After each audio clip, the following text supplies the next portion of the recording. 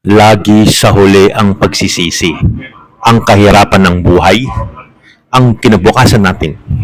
Alam nyo, nasa kamay mo lang yan. Kung gusto mo, may paraan. Kung ayaw mo, maraming dahilan. Ngayon, may pag-asa na po tayo. Pinagsanib puwersa ng franchising, plus kooperatiba, plus paluwagan.